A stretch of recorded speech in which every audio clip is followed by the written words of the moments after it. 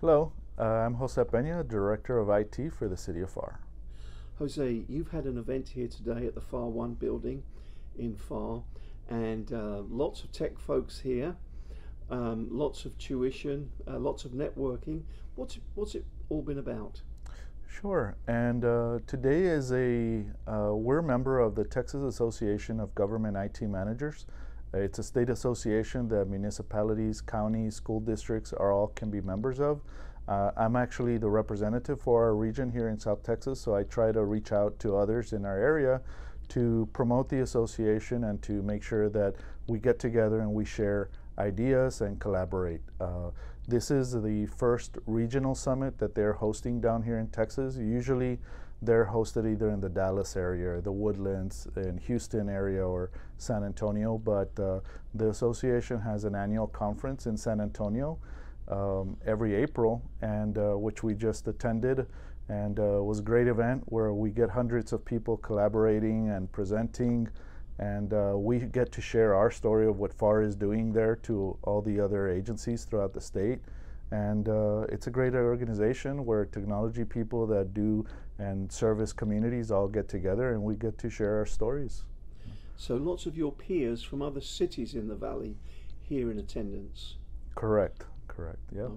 And not only that, outside in the foyer area, there's all these booths or tables with the private sector, private industry, some very well-known companies here ready to try to make a pitch to the different cities.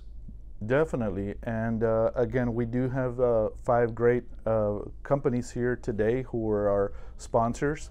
Again, that's how they made this event possible, to get our speakers down here as well from private entities and do these presentations on these topics that are critical to public sector agencies. And you know, it's one of these things where our association is pretty well known throughout the state in the technology industry, that our annual conference, I think they sell out within 30 minutes when the sponsorships open up, because again, they already have a long list of private entities who want to, you know, be able to market their services to all public sector agencies. Do you want to give a shout out to the sponsors today? Sure. So today our lunch sponsor was NWM Carousel. We also had Rackspace here, well known, obviously, cloud computing. We've had, well, with NWM, we had Zoom. We also had Layer 3. We also had ThinkGuard as well. And let me see, VTech.io, that's our other one. Again, there are a lot of partners who resell technology products. Some of them are consulting firms who also help deploy products as well. But again, they're all just different resources who want to help communities and agencies improve their technology. And perhaps it's not such a hard sell for you to attract folks down here when they learn that it's going to happen in Pharr, because Pharr is becoming well known across the state and the nation for its innovation and its technology in the broadband arena.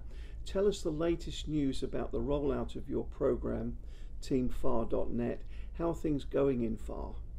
Sure. So with teampharr.net, our marketing agency just got started. And again, if y'all haven't heard the wonderful news with PSJA providing service to all their students, we actually had a meeting with parents this morning, which again went to show them a little bit of what they're getting, and they're very excited, which we're working with our contractors to continue that rollout of that project. We just want to make sure that that project is a large project in scope and construction, and it does take time. We are about halfway through Central Pharr of installations. Overall, I think last I checked, we're about 9,000 homes that we've crossed that can actually subscribe to our services today. Again, our goal is to finish the entire city from south to north, and hopefully by the end of the year we can connect anybody. But right now our task is making sure we get all our students connected so that when the school year starts up, you know, we're going to have a lot more students with access to technology so that, you know, they can continue to take their classes and do their homework online and have them be successful. Can you remind us the speed of the service you offer, how fast the internet is, and the price structure? Sure. So for our residential families, our starting plan is $25, and that'll get you 500 megabits download and upload. We also have a 1 gigabyte plan for $50, and we actually are now pushing a new 2 gigabyte plan for $80, which again, hopefully these student households with their PSJ funding and through ACP, federal government, will have the fastest internet available anywhere in the valley here in Pharr at 2 gigs symmetrical in their homes. That 2 gig offer, is that a brand new availability? Yes, that's a brand new program. Hopefully in the next 2 city commission meetings it will finally be adopted. As far as, you know, the public, you know, with government, we have to be very transparent, and before we can even implement any fees, city council does have to approve these programs, and again, they're the only ones who can control price points, and again, that was the price our mayor, you know, wanted to make sure it was very accessible to those with students and even those that are not with students, that are just work from home, which again, we hope to be able to attract a lot more people who want to work from home and come live in South Texas, where we don't have to put up with snow. We do have to put up with a little warm few days in the summer, but again, hopefully we can have a lot more people, you know, improving their livelihoods living here in Pharr. When we've covered this issue in the past, we've always been told that this is really a boost. It's obviously a boost for students doing their homework, it's a boost for telehealth, but it's also a boost for economic development, in as much as the City of Pharr is going to find it much easier to attract businesses when you can offer those sorts of speeds. The business community needs high-speed internet, very fast services in some cases. Can you point to any success stories yet where companies have said, we're moving to your city because you have that on offer? It's like an added value option. Definitely, and that's where we work more with our EDC, and that is actually part of what our marketing agency is going to start getting out there about, because again, the city is limited with the resources that we have, so we're trying to stick to continuing to progress our project, and our marketing agency will soon be going out there and tapping to our business community, but that is actually something we actually are upgrading as well. So we had a 1 gigabyte plan for enterprise customers, people who require a dedicated fiber link to their facilities, and we're now going to be offering a 2 gig, a 5 gig, and a 10 gig service to their buildings. So again, that is a great incentive that our EDC, you know, working with our city to be able to fund and bring this project to fruition, you know, they're going to be able to use that as ammunition to hopefully lure more business down here and again improve the services we offer our community. And this is probably a technical question, and your answer might go over my head or maybe some of the viewers, but how do you find the capacity in your system to be able to offer speeds that fast? Sure. So our systems and our data centers, which is what we worked from the start to make sure they're as redundant as possible and that they're have as many high availability options implemented to them. We work with multiple internet service providers to offload and transport our traffic out to the internet as well. So our network, when we've designed and built it with our engineering firms, we try to future-proof it, right? So we weren't building for yesterday. We're designing for tomorrow, right? For the capacity. So we've built an XGS-PON network, which is what's latest out there, that our fiber technology can push speeds up to 10 gigs over our network today. And again, when faster internet accessibility becomes more affordable in regards to the technology catching up, right, with wireless that can consume, you know, our end user devices that at some point when they can consume faster internets, just like cell phones every year, you know, they get better and they get better antennas to use that data.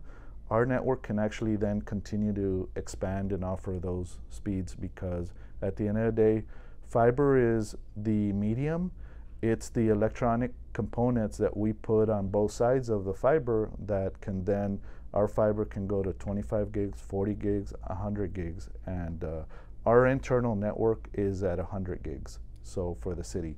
So again, it's our data center had to be that robust, but at the end of the day, we're just future-proofing our network so that we can provide better services for the community. Well, I've told this story before, but I don't live in Pharr, and our office is not in Pharr, it's in a neighbouring city, and we pay top dollar for the service we get, and it probably would take maybe 3, 4, 5 minutes to upload a 6-minute video. I went to one of your facilities, your research centre, development centre down on Dicker Road, and uploaded the same video, 6-minute video, back to our newsroom from there, all done in 8 seconds. I was blown away. And that's kind of what's amazing, right, with technology, because that facility is actually one of our core distribution for fiber. So again, that facility is on a 100 gig network, you know, so it's just a matter of how quickly can your end user devices connect to the Wi-Fi that then tap into the fiber to push your data to where it needs to go. So again, that's wonderful news that, you know, it's one of those things that consumers in the industry of photography and video and content creators and developers, you know, that's the kind of environment they want, right? You want a fast network to be able to push your work out to the internet as quickly as possible. So it's amazing. Well, Jose, I know you've been winning lots of awards, and you're getting a lot of attention, as I say, across the state of the nation. Can you tell us the latest? How much attention are you getting from entities, from organizations, institutions around the country? Definitely. So we were glad to have received through the Broadband Communities magazine this last month in May, we're a recipient of their Cornerstone Award, which they, again, through industry and their association and their magazine, award 6 awards the entire year. And again, we're recipient of one of those, so it was amazing in regards to what, you know, our city has been able to accomplish. And we're not done yet, right? Like I mentioned, we're continuing to build every day. And as well as last month, the city was selected as through the Smart Cities Council. They met in Denver, and we're a recipient of the international top 50 projects in the world, which again, they award projects throughout the world. And you know, it was great to see that actually in Texas there are like 2 or 3 other agencies that did get awards, but you know, to have the City of Pharr represented there as one of those 50 projects, smart city projects that they award was amazing. And we look forward to attend the Fiber Broadband Association. Their conference is coming up in August in Florida, and we've been asked to go and participate on a panel to continue to share our stories, because which we did this last year as well. And you know, we're excited to be welcomed back and just say and show our progress, what we've been doing, and what expansion has happened in regards to now. We're more of working on the workforce development, which is what we will hopefully learn a little bit more from our next panelist, the different things that we are working on a regional workforce development, which is going to be big because the state and the government just announced the largest funding available, and we need a lot of people that know this technology, because there's a lot of very well-paying jobs that are continuing to be in this industry. So again, we look forward to amazing things. My last question, I take it that you always make yourself available if there are other cities out there in the valley or even beyond the valley that want to know how to do this, how to roll it out in such a comprehensive way across an entire city. you're available, and anyone can pick up the phone and talk to you and arrange a meeting to come down to Pharr and pick your brains on how they can replicate what you're doing. Definitely. So again, we're a public agency, and like I mentioned, through our association, we always help each other out, right? So we are open to share information with any other public entities interested in pursuing a similar or even a different broadband project, whatever fits their needs in their community. Just like those doors were open for us when we wanted to look at what we're getting ourselves into. The city of Mount Bellevue was amazing and hosted us and kind of showed us the way of what we're getting into, and again, we've got a same open door, and again, we've already invited others and shown others what we've been doing, and again, we'll continue to do so if needed. Jose, is there anything else you'd like to add? No, just again, appreciate you coming over and showing your interest, and again, just trying to provide our technology professionals here in the Valley that, we do want to continue to bring training opportunities, that we don't all have to travel out of town to sit in formal training, that sometimes it's required, right, to do our jobs a little better and to meet other people doing the same things. So again, thank you for showing and visiting us today. So thank you so much.